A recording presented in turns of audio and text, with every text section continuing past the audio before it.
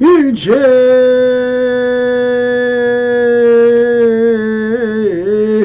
유의법이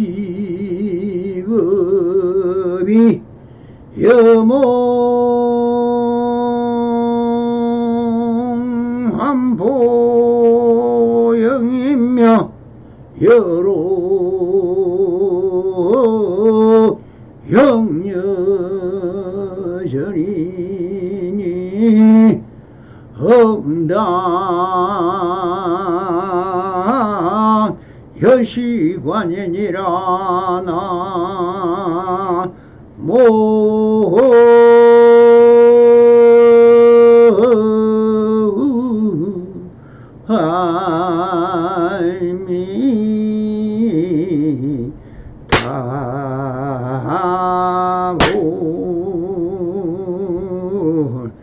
반갑습니다. 시방먹게 편만하신 우리 불보살님들과 오늘도 이렇게 불불상하옵니다. 평상심이 도입니다. 언제나 안심인명하시어서 본불볼락하옵소서. 바람이. 자, 오늘도 조사선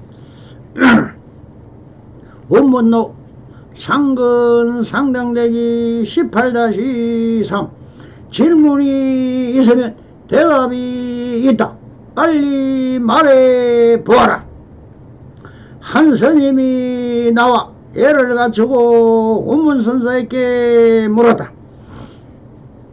1000가지 방편으로 이끌어 근원으로 돌아가려 합니다만 근원이라는 것이 무엇인지 잘 모르겠습니다. 사물이 비록되는 근원이다. 원인을 말한다. 한자 근원은 원래 물줄기가 쉬어가는 곳을 가리키는 말이다. 한국의 일상회화에서는 대체로 앞에 붙거나 숨은 어느 대상의 뿌리나 바탕이 되는 것 같은 의미, 혹은 뒤에 붙거나 숨은 어느 대상의 상태가 출처가 가장 원형에 해당함을 나타내는 수식어로 통용되며, 그는 한 단어만을 독립적인 의미로 쓰는 경우는 종교 위에는 거의 없다. 기독교에서는 하나님이 우주 만물을 다 창조하신 하나님이 만들었다고 하니 세상 만사는 다 하나님이 만든다는 유일신인 것을 근원이라고 볼 수 있을 것입니다. 하지만 우주 만물은 누가 만든 것이 아니다. 자연스러운 한 연기적 작용에 의하여 생멸 변천하며 온갖 것이 다 연기적 현상이라고 보았습니다. 그런 불교에서 말하는 근원은 본래 공인 것입니다. 그럼 원래부터 아무것도 없었다는 것입니다. 그럼 어떻게 생명이란 것이 생겨났는가? 그 근원은 무엇인가 하는 문제가 발생할 수 있습니다. 이것은 본래 공에서 연기적 작용에 의하여 현상이 생겨나고 형상이 물질이 된다는 것입니다. 그러나 물질이란 근원은 실체성이 없다는 것입니다. 하나의 연기적 현상이 감각되고 있을 뿐인 것입니다. 그래서 공적 연기라 공이 그대로 연기이고, 연기적 색이라 연기가 그대로 색이라는 것이며, 그러므로 색적 시공이며 색이 그대로 공이며 공적 시색이라 공 그대로가 색이 되는 것이므로 공이다 색이다 연기가 하나인 같은 것이라는 것입니다. 이것은 마음에 대비하면 최상용의 도리가 되는 것입니다. 즉 마음이란 최성인 진리의 당신은 최이며, 이것은 공이며 공이 그대로 법신인 청정법신 비로자나물이며, 마음의 작용은 연기이니 이 작용으로 인하여 형상이 생겨나는데, 이것은 색이며 보신인 노선화불의 한성으로 작용을 나타내 색이며 1100억 와시는 습가본이 부린 것입니다. 이 마음에서 최상용이나 삼신불의 법신 보신 화신이 셋이면서 하나요 하나면서 셋인 것이니 이것을 삼위일체가 우주 만유의 근원이 되는 것입니다. 그러나 이것은 이치이며 논리적으로 설명하고 있을 뿐 진예는 또한 아닌 것입니다. 진예는 지금 여기 눈앞에 펼쳐진 자연스러운 그 자체일 뿐인 것입니다. 그래서 옛 노인네가 말하되 허공도 대각에서 나왔다고 했으며 우주 만물은 오직 유식일 뿐이라고 하였습니다. 또한 조사선에서 일어나도가 있습니다. 만법 길이요 길하처라고 했다. 만가지 법을 다 하나로 귀속되는데 그럼 이 하나는 어디로 귀속되느냐라고 했습니다. 여기서 말하는 이 하도가 바로 이 한 스님의 물은 근원일 것입니다. 그래서 우문선사는 이렇게 논리적으로 설명해 주는 것이 아니라 지금 이 한 스님이 궁금한 어정이 생겨 오지도 가지도 못하는 꽉 막힌 마음의 엉어리를 뚫어주는 것이 선문답인 것입니다. 그래서 이렇게 말씀을 하십니다. 질문이 있으면 대답이 있다. 빨리 말해라 보아라 라고 하십니다. 지금 꽉 막혀있는 그대의 예정을 잡고 있지 말고 그냥 아무 말이나도 하야 오직 그대가 주인공이다. 천상천하 유아 독존이다. 너가 말을 하면 그 말이 그대로 부처님이 주인공의 말이며 무에 자작에 토해내라. 그러면 시원해질 것이다. 어서 말해라 어서 말해라고 하십니다. 이럴 때 그냥 아무런 말이라도 고함을 치면 됩니다. 선지식의 말은 그대로 진실여성한 진여의 말입니다. 말이고 행동이다. 그냥 믿으면 되는 것이다. 화를 나든 절을 나든 무엇이든 막힌 마음을 뚫을 수 있으면 되는 것이다. 그런데 이 스님은 이 말을 회통이 되지 않는다. 이것은 어정을 내려놓을 생각을 않고 오직 자기의 견문각지 않은 머리를 내려놓지를 않는다. 그 스님이 예 하자 스님께서는 아득히 멀었다 하셨다 라고 합니다. 자기의 여정을 내려놓지 않고 그냥 알았습니다. 예 하였으니 이것은 또 하나의 견문각지로 받아들여 버렸다. 그러니 후문서는 아득히 멀었다라고 하십니다. 언제나 벗어날까? 본래공이 무엇이겠습니까? 아무리 언선절벽이 가로막혀도 뛰어넘어 버리면 됩니다. 마음으로 무엇이 안 되는 것이 있는가? 하하하. 또한 스님이 나와 애를 다하고 운문선사에게 묻습니다. 무엇이 운문의 칼입니까? 라고 물었습니다. 이 물음은 지난 앞서의 운문록 상근 상단 6-5번 무엇이 살리는 경계입니까? 에서 설명한 바가 있습니다. 여기서 물은 칼에는 활인금과 살인금이 있다고 설했듯이 다시 한번 설한다면 그 뜻이 무량합니다. 활인금과 살인금, 금과 돈은 있는 것이고 대부분 금이나 도나 비슷하다고 보는데 한문으로는 칼금, 칼도로 쓰므로 모두가 칼이란 뜻이죠. 그런데 양날금을 들어봐서도 양날도라는 말은 들어보지 못하였죠. 그래서 금과 도의 가장 큰 차이는 바로 날에 있다는데 금은 날카롭게 양립한 양날을 이루어진 칼을 말하며 도는 무겁고 둔탁한 한쪽만 날이 쓴 상태의 칼을 말하고 있죠. 그러니까 금은 양쪽에 날이 있는 것으로 지르기용으로 만든 칼이고 도는 한쪽만 날이 있는 베기 위한 칼이죠. 또 작은 칼을 말할 때는 단금 또는 단도라는 말도 있어요. 무도는 몸과 마음을 닦는 수행을 통한 자기 성찰이요 게으름과 나태함 그리고 태만과 자맹함 교만 욕망 두려움 거짓과 허망된 것과 자기 비하 등의 내면에 있는 적이죠. 그래서 수많은 세월 동안 자기 자신과 끝없는 싸움을 수행이라 하지만 단지 강해지기 위한 무도는 언제나 더 강한 상대에 의하여 패배하기 마련이죠. 왜냐하면 절대적으로 강한 것은 존재하지 않기 때문이죠. 그러므로 수양이란 단지 강해지기 위한 무도가 아닌 자신을 갈고 닦아 보다 나은 인간이 되기 위한 무도가 되어야 하죠. 무도에 있어서 승부란 단순히 때리고 맞고 하는 것에 위에 좌우되는 것이 아니라 그 칼을 쓰는 사람의 인격의 싸움도 포함되죠. 상대의 인격을 존경하는 칼을 쓸 때 우리는 그것을 활임금이라 하고, 반대로 오로지 이기기만 하기 위한 칼, 상대의 인격도 심지어는 나 자신의 인격도 무시하는 칼을 쓸 때 그것을 살인금이라고 하죠. 그래서 살인금은 실질적이고 구체적이기 때문에 많은 사람들이 배우고 익히기 쉽지만, 활임금은 인격의 바탕 위에 세워지기 때문에 많은 수양이 필요한 것입니다. 그러니 활임금을 쓰는 우문서자야말로 황상일구로 이렇게 답을 하십니다. 높이 들어라 라고 크게 외칩니다. 선지식을 의심하면 안됩니다. 이렇게 직설적으로 높이 들어라고 했으니 우리 납자들의 용맹정진에 항일하시기 바랍니다. 덜! 그런데 이 스님은 해광반주는 물론 자기 마음의 심지에 미동도 없이 또 이렇게 질문만을 하고 있습니다. 누가 그 칼을 씁니까?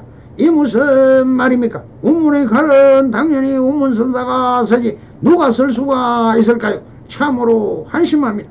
그러니 운문선은 이런 한 스님에게 이렇게 말씀을 하십니다. 서로라고 하였습니다. 그 뜻에 이 말을 쓴 것이 아닙니다. 언제나 스스로의 안목을 챙길까? 그래, 깨닫고 깨닫지 못하면 오직 자기 스스로가 체득해야 하는 것이지, 운문선사는 서로 그래 천천히 언제나 항일하게 수행정진해 보아라. 그러면 언젠가 시전이 맺을 때가 있을 것이라고 하십니다. 그 스님이 되라고 물러갔다. 그때 또 한 스님이 나와서 운문선사에게 이렇게 질문을 하십니다. 조사가 서쪽에서 오신 뜻이 무엇입니까? 물었다. 이것은 화두입니다. 서천의 28대 보리달마가 대사가 중국으로 오신 뜻이 무엇이냐고 물었습니다. 조사 설인 것입니다. 이 화두에 대한 보설은 몇 번을 거쳐 설한 바가 있습니다. 조사 설에 대한 보설보다 오늘은 자주 사용하는 선문답에서 뭘 해도 답을 얻습니다. 사구백비입니다. 왜 그러냐? 일단 사구백비에 대한 논리적으로 좀 알아보겠습니다. 불교 사구의 유래에 관한 철학적 고찰, 비유, 비무, 이 네 가지의 구로 구성되는 논리적 사고의 조합이다. 이 사고는 어디로부터 유래한 것일까? 학계에서는 이게 변정법이다, 아니다 등에 대한 많은 논란이 있지만, 이에 대한 답을 찾기 위해서는 절대와 상대에 대한 논의가 우선 필요하다. 절대란 마주한 것이 끊어져 있는 것을 의미하고, 상대란 마주한 것이 서로 적재 있는 것을 의미합니다. 분별은 기본적 작동 원리로 하는 우리의 인식의 상대하고 있는 것 중에 어느 하나만을 실시한다고 받아들이는 구조를 취한다. 이것은 퀀트의 이율배분에서 1. 시초와 한계의 유무, 단순과 복합, 자유와 필멸, 신부, 신의 존재 여부 등과 같은 경험을 초월하는 상반된 두 개의 명제가 서로를 견제하고 있으면서 서로 융합되지 않는 점을 볼 때 알 수 있다. 따라서 우리가 안다는 것은 절대로 분별적 상대의 일면만을 육진, 색성, 향미, 촉법으로 육건, 안입에서 신이 받아들여 육시, 안입에서 신이로 저장하는 과정을 통해 이루어지는 인식을 의미한다.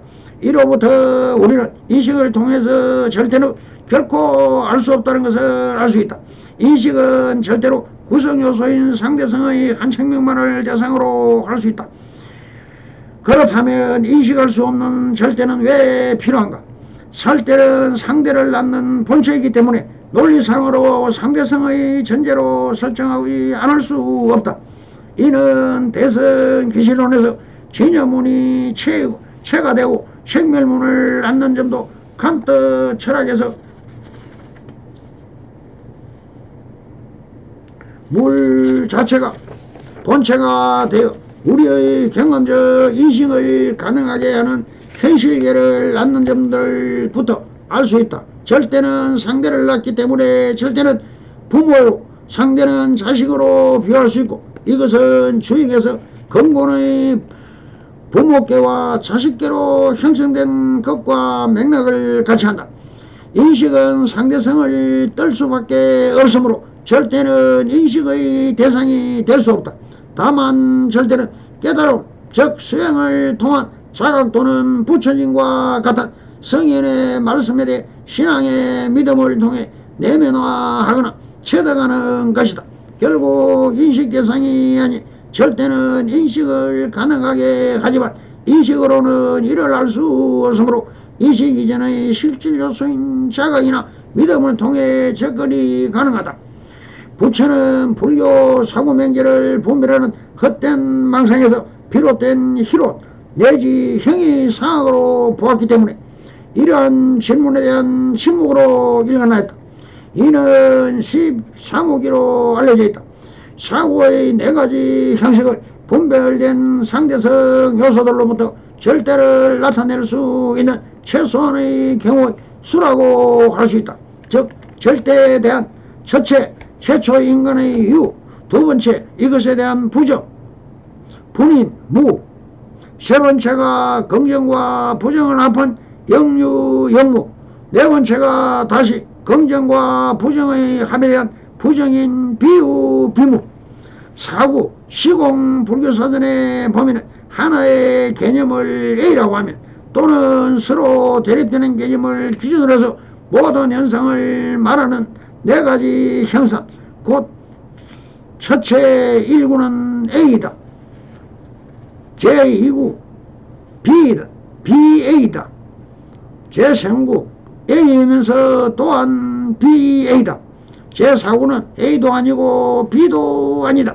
예를 들어 유와 무를 기준으로 하면 유무, 영유, 영무, 비유, 비무가 성립되고 1과 2, 3과 무상, 자와 타 등의 경우에도 사고가 성립됩니다. 불교의 진리는 모든 분별이 끊어진 생태임으로 사고 백비라는데 유와 무 등의 모든 개념 하나하나에 비를 붙여 그것을 부정하는 것을 말합니다. 곧 불교의 진리는 사고의 분별도 떠나고 백비의 부정도 끊어진 상태라는 뜻입니다. 위 4가지의 조합이 산출되면 절대가 단계적으로 형성화되는 것이다. 4단계를 거치면 절대로 나타날 수 있는 모든 경우가 수가 제시된다. 제4구는 인식에 의하여 제시된 제1구부터 제3구까지를 모두 부정한 것으로 인식의 한계를 초월하는 명제라고 할 수 있다. 그러므로 운문사는 어떻게 조사 스레이를 어떻게 설명할 수 있겠습니까? 사실 사고 백비를 벗어난 말을 해야 하는 것이니 아주 이렇게 말씀을 하십니다. 말할 것이 없다라고 하십니다. 이것은 어느 도나인데 어떻게 말로 표현할 수 있겠는가? 정 알고 싶다면 보리 달마다서를 만나서 물어봐야지. 그런데 달마다서는 집신 한 짝 들고 인도로 다시 가버렸다고 하는데 어떻게 달마다서의 마음을 알겠는가? 그래서 말할 것이 없다라고 하셔 질문 자체를 부정해 버립니다. 그러니 명식적으로 물은 하기니야 질문 자체를 부정해 버리니 하려면 자기 마음을 간주하여 마음의 심지에도 물어보면 달마의 마음이나 나의 마음이 다르지 않으니 밖으로 물어봐야 대답할 수 있는 문제가 아니다. 오직 내 마음의 심지 본원에 물어봐야 할 것입니다. 그래서 이사님은 이렇게 직설적으로 말을 합니다. 모르겠습니다 라고 솔직히 말을 하니 이것이 정답이다. 안다고 하면 천리만리로 벌어져 버리지만 모른다고 했으니 백비의 열이 비를 말한 것이다. 그래서 아주 영특하게 여기서 문문선사는 이렇게 아주 친전조로 이야기를 합니다.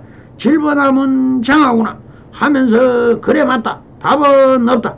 오직 그대 스스로 조사선의인을 화두삼아 수행정인에 보아라. 그렇게 이것이 어정이 되어 갈 수도 올 수도 좋을 수도 없을 때 이 언산철벽은 오직 벗어나는 길을 찾아 깨달음이니 용맹정진에 보아라라고 하십니다. 그러면 절을 하고 일단 물러나와야 하는데 한마음 해가 먼저 해보지도 않고 또 묻습니다. 안팎을 잘 설명하면 어떻습니까? 라고 묻습니다. 이 또한 명색에 물든 차별심인 것입니다. 안은 무엇이며 밖은 무엇인가? 안과 밖의 형상을 지칭한 명색입니다. 지금 여기를 안도 없고 밖도 없습니다. 그런데 안팎을 분별하여 설명까지 한다고 하니 참으로 답답할 노릇입니다. 그러니 이런 차별심과 분별심으로 명색에 빠져있는 이 스님에게 문문서사는 이 양면을 벗어난 중도 정견을 가리키는 역순방향으로 말을 합니다. 바람이 들어가지 못한다라고 하십니다. 즉 명색에 가리면 아무것도 작용이 안 되는 무명으로 떨어져 버립니다. 그래서 여기서 말하는 운문선사의 바람은 연기적 작용을 말합니다. 공이 그대로 연기이며 연기 그대로 색이 되고 색이 연기이며 연기가 그대로 공이 이치를 어떻게 알아차리겠습니까? 그래서 바람이 들어가지 못한다. 즉 연기적 작용이 일어나지 못한다고 질타를 하십니다. 그러자 그 스님은 해강반조의 참 안팎의 원래 없는 것이지 하면서 말했던 안팎을 다시 살펴보니 사실 안도 없고 밖도 없는 것임을 기미를 채고 다시 이렇게 묻습니다. 안팎이란 무엇입니까? 바로 앞에서 안팎을 잘 설명하면 어떻습니까? 라고 물어놓고 지금은 안팎이 무엇이냐고 묻고 있으니 이렇게 맹색에 빠져있는 사람에게 다 있는 것으로 착각을 합니다. 그래서 운문서도 아주 허탈하게 이렇게 말을 합니다. 이 사람아 정신 차리라. 자네가 한 말을 또 부정하고 본래 무일물인데 무엇을 순료로 역순으로 물어봐야 원래 무일물이다 하시면서 직설적으로 이렇게 대답을 하십니다. 틀렸다 라고 하시 부정해 버립니다. 그런데 이 스님은 참으로 딱하다. 자기저 괜찮아. 안목이 없으면 더욱 수행정진에 왜 운문선사는 그렇게 하던 일을 어정삼아 자성자각해야 하고만 또 이렇게 물고 늘어집니다. 모든 일이 다 끝났을 경우는 어떻습니까? 라고 물었다.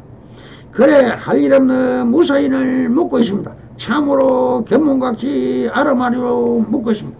모든 일이 다 끝났을 경우는 단멸론입니다. 모든 일은 항상 하지도 끝나지도 않습니다. 고정된 실체는 없습니다. 본래 공입니다. 그러니 항상도 단멸도 없이 언제나 연기적 작용은 항상 합니다. 그런데 단멸적으로 표현하면 바로 열반밖에 없습니다. 그래서 이 단멸론을 비유하여 선사는 이렇게 말씀을 하십니다. 무덤에 지초가 난다. 너의 무덤 위에 잡초만 무성하다라고 하시면서 단멸론을 부정하면서 단멸이면 나는 이미 죽어 무덤 속에 들어있어야지. 그러니 그 영상은 잡초에 묻혀있다라고 하십니다. 또 이렇게 묻습니다. 몸을 관찰해도 자기가 없고 밖을 관찰해도 그럴 땐 어찌합니까? 이 스님은 자기가 어디에 있느냐고를 물었습니다. 자기 자신이라고 할 때 자기는 마음이고 자신은 자기의 몸을 이야기합니다. 이때 자신을 드러나며 자기는 드러나지 않는 것은 체요, 자신은 용입니다. 드러나는 자신은 몸은 오장육부로 되어 있지만 지수와 풍의 모임인 것이죠. 그럼 자기는 자신을 간과하고 오감으로 보고 듣고 향기 맡고 맛을 알고 몸으로 느끼는 모든 것을 통증하는 것을 말합니다. 바로 이것이 식이라면 이 식은 행규자와 어목동적 일체시 소소영령 지각하는 이것이 무엇인가? 이것을 이름하여 진화 내지 참나라고 하는데, 이 진화를 찾아봐도 찾아지지 않는다고 이것을 물은 것입니다. 그러니 이것은 드러나지 않은 것이지만 마음이라는 직설적으로 말하지 않고 비유법으로 이렇게 말씀을 하십니다. 열이 나는 것은 무엇이냐? 즉 몸에서 열이 날 때 이것을 알아차는 놈이 있을 것 아닌가? 바로 그 놈이라고 하십니다. 그것이 인식론이며 그 알아차리는 그 단체가 바로 자기 진하다고 하십니다. 그러자 다시 이렇게 답을 합니다. 그렇다면 기와 쭉 부서지듯 얼음 녹듯 할 것입니다 라고 합니다. 기와 쪽이 부서지고 얼음 녹듯 할 것이다 라며 명색을 가져다 대며 반박을 합니다. 그러자 우문서는 바로 이렇게 한방 후려쳤다고 합니다. 스님은 갑자기 후려쳤다. 왜 쳤을까요? 진화를 비유법으로 인식하도록 했는데 아직 명색에 매달려 기와장이다 얼음이다 하면서 명색에 매달림을 보고 바로 한방을 예리쳐서 쫓아내 버립니다. 그때 다른 스님이 나와 예를 다하고 이렇게 묻습니다. 용몸 폭포에 오를 뜻이 있으나 물을 내치고 나아갈 힘이 없을 땐 어찌합니까? 여기서 용몸 폭포는 용이 성천할 때 폭포수 물을 박치고 하늘로 성천한다는 말을 듣고 하는 말이며, 물에 물을 내치고 나아갈 힘이 없을 땐 어찌합니까? 라고 물었으니 이것은 오직 자기 스스로 신심이 없는 것이고 수행하여 용맹정진할 힘이 모자라면 스스로 드러내고 있으니 무엇라 해야 하겠습니까? 찾아오는 이런 시구나 두 번 들려주기는 어렵다. 천지식을 찾아 참문하는 것은 쉬우나 두 번씩 들려주기는 어렵다라고 하시거든. 이런 지하에 돈오돈수하여 일촉지에 바로 알아치 못하면 항상 읽어도 안목이 없는 납작견 헛말이 되어 버린다는 뜻입니다. 그러니 그동안 수행을 하여 자기적 견처나 안목이 생긴 사람은 바로 알아차리지만 그렇지 못한 사람은 다 헛소리며 말장난이 되어버림을 경계하신 말씀을 하고 계신 것입니다. 그러자 이스님은 해광반주하여 지금 여기 일어나는 일을 직감하고 바로 이렇게 답을 합니다. 정작 이럴 땐 어떻습니까? 라고 했다. 이것이 정작 이럴 땐 어떻습니까? 라고 지금 여기 있는 그대로를 말을 했습니다. 그러자 원문사는 아주 인정하는 말씀을 하십니다. 통쾌하다 라고 하셔 인가를 하고 계신 것입니다. 이 스님이 누구인지는 밝혀놓고 있지는 않지만 오직 지금 여기 있는 그대로를 뿐임을 밝히시어 한 소식을 하였습니다. 성불이년 맺어소서. 바람 감사합니다.